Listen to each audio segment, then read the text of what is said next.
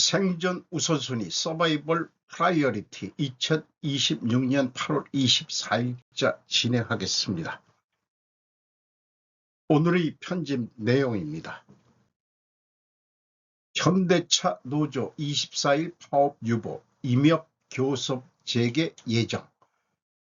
이이나 조선비즈 8월 23일, 노조는 24일과 25일 각 4시간 예정된 부분 파업 중 24일 파업은 하지 않기로 했다. 재개된 교섭 결과에 따라 나머지 파업 실행 여부도 결정될 예정이다. 노사는 올해 임금 인상 규모, 상여금 50% 인상, 과거 노조활동 과정에서 불법 행위로 해고된 조합원 복직, 정년 연장 등을 두고 줄다리기 중이다. 이 사진을 가져왔는데요. 손을 올리고 하는 앞줄에 앉아서 하는 친구들이 떡대들만 앞에다가 좀 갖다 놓은 것 같습니다. 이 빨간 띠들을 들고 있는데 요거에 대해서 제가 한마디를 해야 되겠네요. 상반기 영업이익 감소 추세에 차라리 완전 파업을 해도 그만이다. 노조는 빨간 머리띠는 일제의 잔재임을 모르는 모양이다. 가미가제 자살 특공대가 결사항쟁으로 두른 것이었다. 당신이 모르는 역사만이 새롭다. 역사적 사실도 모른다.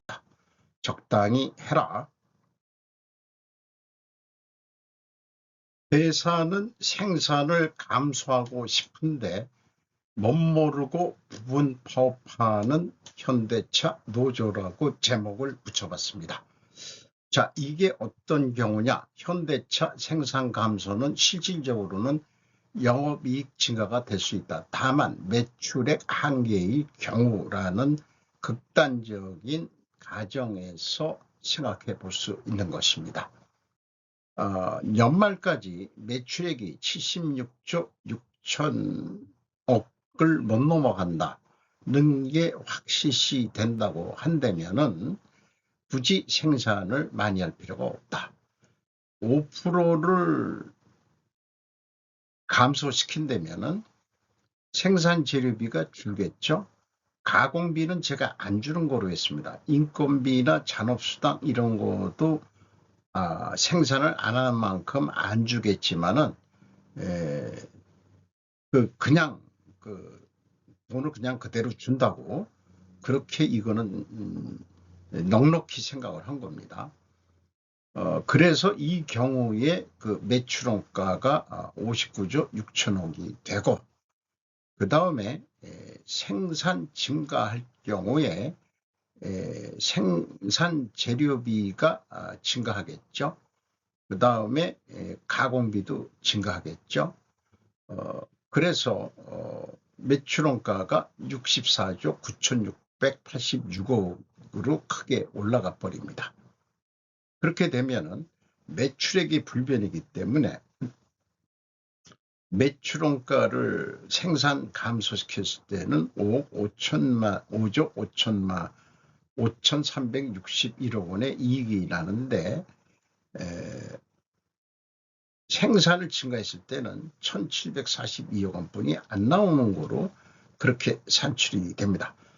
현실적으로는 뭐 연말까지 끊임없이 생산된다고 하지만은 경우에 따라서는 생산을 중단하는 게 이익이 될 수 있다는 것을 저는 주장하기 위해서 어떤 그 극단적인 매출 불변이다 하는 그런 상황 인식을 해봐서 비교를 해드리는 겁니다. 그래서 관련해서 이런 생각들을 해봅니다. GDP도 코스트 원가의 세계 지배를 벗어날 수 없나? GDP라는 거를 검색을 해보면은 소비와 투자, 정부 지출, 무역 수지 중에서 수출에서 수입을 뺀 금액, 이거를 더한 게 GDP라고 합니다. 그 투자에는 재고 증가가 포함이 됩니다. 이것이 GDP도 원가 세계에 매몰되어 있다고 볼 수 있겠죠. 정부 지출이 많아야 GDP가 이르니까 대부분 확대 재정을 가서 국가 부채가 늘어나게 되는 경우가 다반사입니다. 그러면은 이런 거를 국내 총생산만 가지고 잘 산다, 그렇게 할 수 있는 거냐, 그런 의문이 생겼습니다. 상대적으로 국내 총수익이라는 것은 없냐, 총판매, 이렇게도 표현해 볼까 하다가 이런 생각이 나게 되는 거네요. 그리고 사업자 손익은 아시다시피 제가 슬럼프 분석을 할 때 쓰는 겁니다만은 국내 판매와 수출 매출계를 내고 매출원가를 빼면 매출이익이 남고, 매출이익에서 판매관리비를 빼면 영업손익이 나옵니다. 그래서 제가 좀 무식한 질문을 던져봅니다. 첫 번째, 국내 총수익이란 개념은 없는가? 제가 거시경제에는 전혀 문외한입니다만은 이렇게 물어보고 싶습니다. 두 번째 질문으로, 만약 있다면은 국내 총수익에서 국내 총생산을 뺀 게 국가 손익은 성립하겠느냐? 이렇게 좀 묻고 싶습니다. 인식된 질문, 매출원가는 기초재고 더하기 총제조비용 빼기 기말재고는 진리인가? 기말재고가 증가하면 매출원가가 낮아져 재고이익이란 허상이 더해지는 게 현실이죠. 그러니까 우리가 GDP가 올라갔다 하는 것도 아직 판매도 안 한 거를 가지고, 이 투자도 투자 회수가 언제 될지 모르지만은 그 투자 금액만 가지고 이렇게 선진국이다, GDP가 올라갔다, 그렇게 비교하는 게 과연 의미가 있는 건지 묻고 싶은 거죠. 그래서 우리가 이 일본보다 좀 잘 산다, 월급이 올랐다고 하면은 또 우리가 중진국의 함정에 안 걸리고 선진국 반열에 들어섰다 하는 그 근본 원인은 생산성 향상, 내수 창출을 위한, 임금을 좀 많이 줘야 또 소비도 많이 하니까 국내 수요도 스스로 우리 한국에서 창출을 하고, 그리고 인구도 주니까 근대적 설비 투자, 자동화 설비가 전 세계에서 가장 많이 한 나라라고 그러죠. 이런 것들이 우리가 일본보다 근로자 임금이 높아진 거 아니겠느냐. 물론 경제 규모 전체는 일본이 큽니다만은 다음에 이 부분은 또 일본 뉴스와 연결해서 한 번 더 소개할까 합니다. 닭가시, 일본의 최대 위협은 중국, 북한이 아니라 거대 채무다. 금리 상승 엔화 약세가 멈추지 않으면. 야마다 준 저널리스트가 8월 23일 날 보도한 내용입니다. 2027년 예산 계산 청구 사상 최대 130조엔 초과. 구체적인 내용을 읽는 것은 생략하겠습니다. 믿기 어려운 천장, 강하고 풍요로운 일본 투자 룰, 작년도 이상 신규 국채 발행 필요로 장기금리 3% 넘을 것은 확실하다. 이렇게 확대 재정을 하는 이유는 제가 이해하기로는 전쟁 준비를 전제로 한다면 확대 재정, 즉 재정 적자는 의도된 것일 수 있다고 생각합니다. 미국의 전쟁 준비에 지금 일본은 호흡을 맞추고 있는 거 아니겠느냐, 이렇게 생각합니다. 국채이자 지급 상정금리 3.8%로 인상, 성장률 금리 넘으면 채무 안정된다. 미일 공조 개입으로 시장에 폭착된 외환 보유액. 자, 여기에서 굵은 글씨, 미국이 협조해 주었다고 하면 듣기는 좋지만 미 국채를 담보로 놓어 FRB로부터 N 매수용의 달러를 유의자 차관한다고 하는 피마 레포 퍼실리티 개입을 실시한 것이다. 즉 가지고 있으면 금리 수입이 있는 미 국채를 놓아 반대로 빌린 달러의 금리를 지불한다. 그 금리 지불에는 N을 달러하지 않으면 안 되는 것으로 스스로 엔저를 가속시킨 거나 마찬가지다.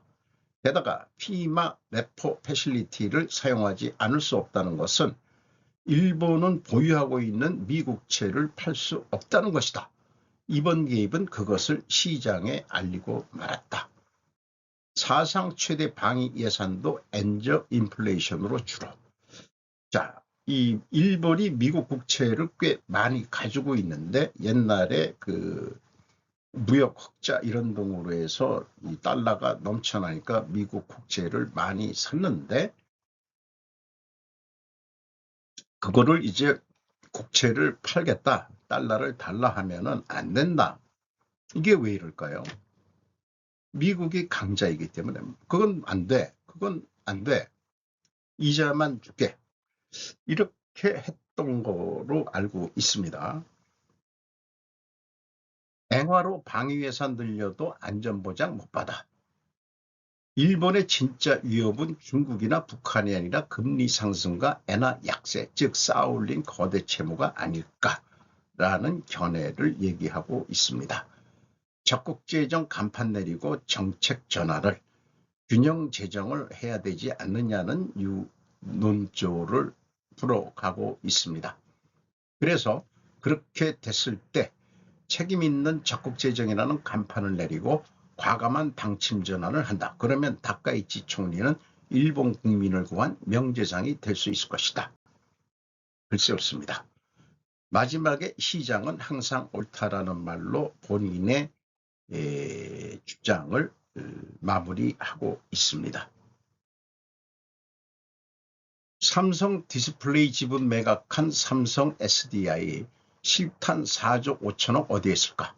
최지영 문화일보 8월 23일 지분 33% 삼성 디스플레이의 양도 보자금 미국 배터리 공장 투입 삼성 SDI가 보유하고 있던 삼성 디스플레이 지분 약 33%를 삼성 디스플레이에 매각한다. 이를 통해 확보하게 되는 약 4조 5천억 원의 자금으로 북미 배터리 생산 거점 구축, 전고체 및 LFP, 리튬, 인산, 철 등 새로운 배터리 라인업 확보에 투자할 것으로 보인다.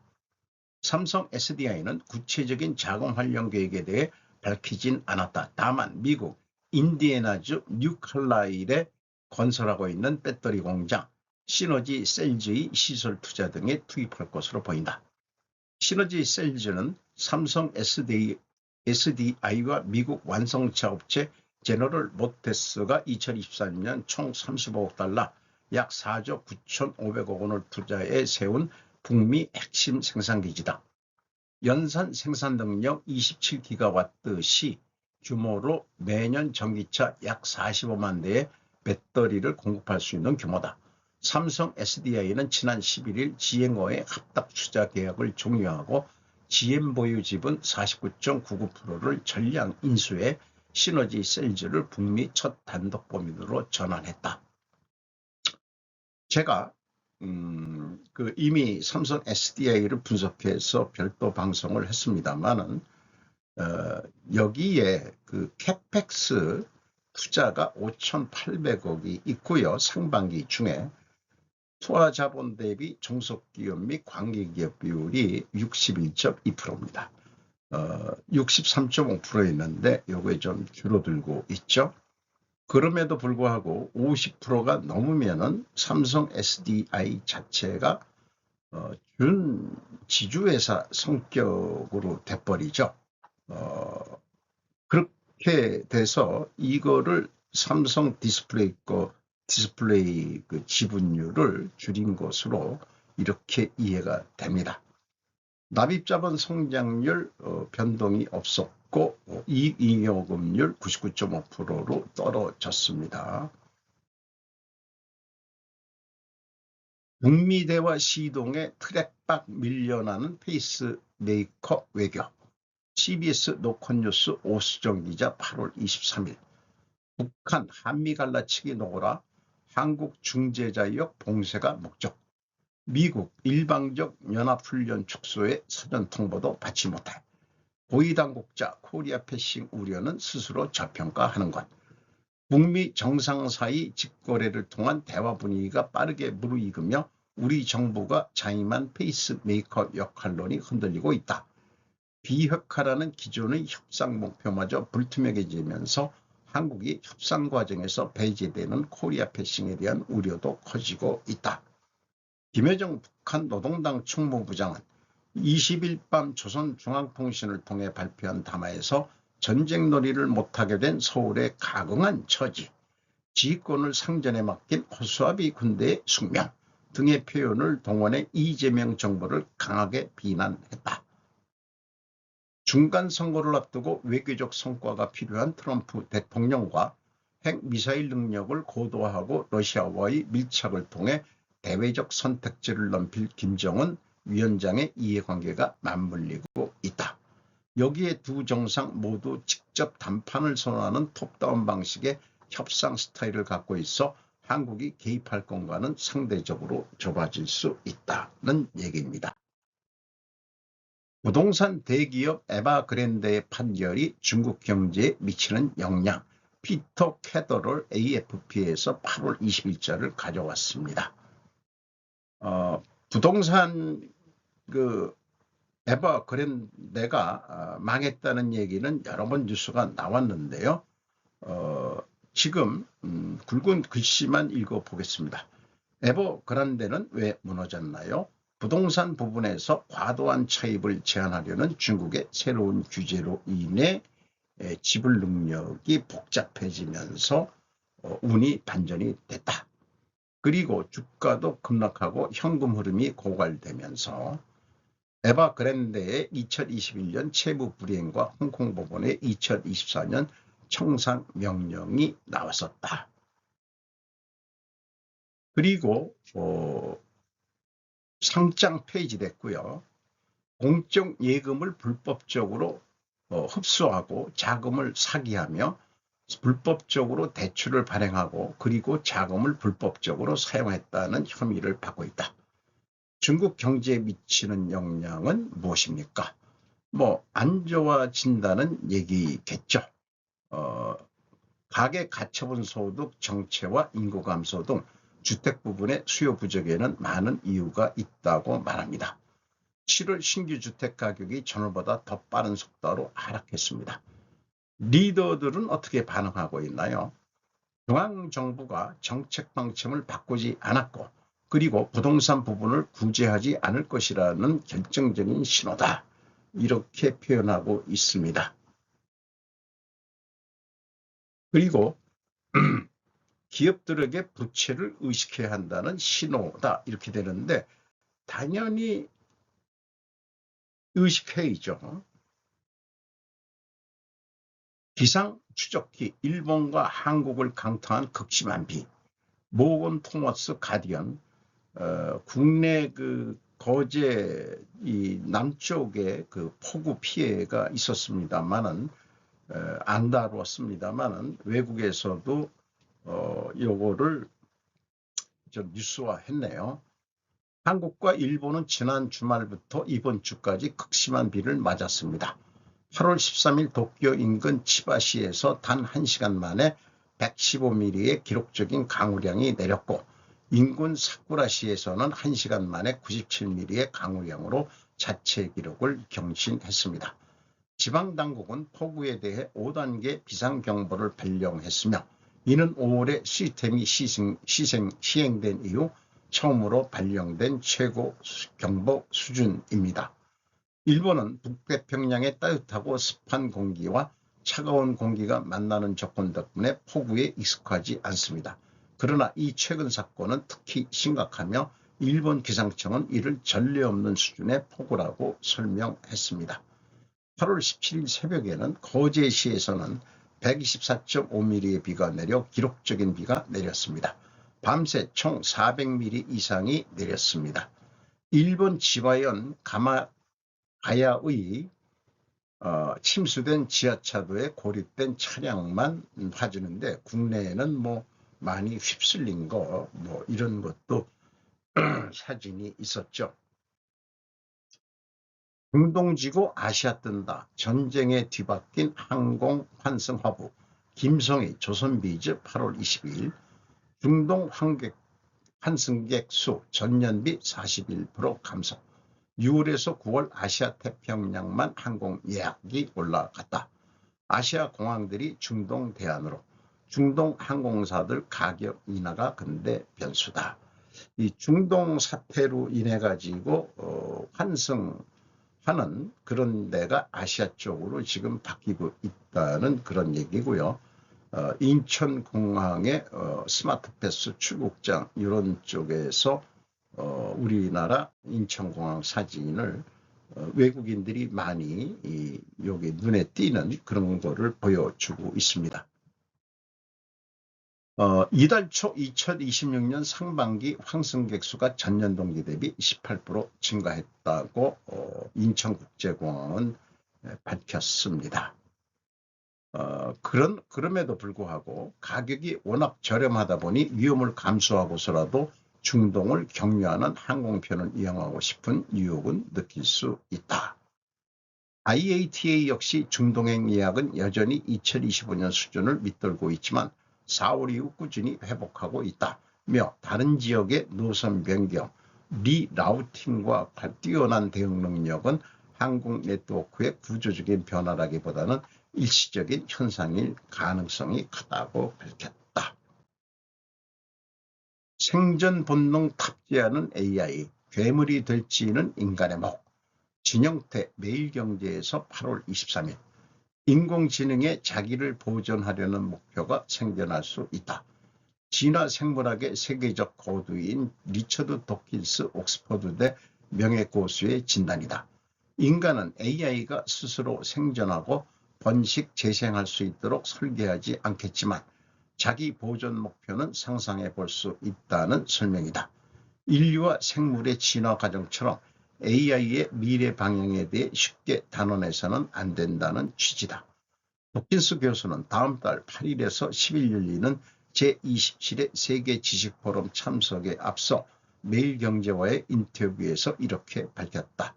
이번 포럼은 프로메테우스의 순간, 공전지능의 세계를 설계하라는 대주제로 서울 장충 아레나와 신라 호텔에서 열린다. 최근 그는 AI의 의식이 있을 수 있다고 밝히며 세계적인 논쟁을 일으켰다.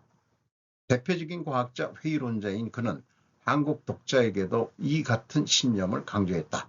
그는 AI에 답을 물어볼 수 있지만 절대로 AI가 여러분을 대신에 생각하게 해서는 안 된다며 의심하는 기술도 다른 모든 기술처럼 사용하지 않으면 퇴화할 것이라고 경고했다.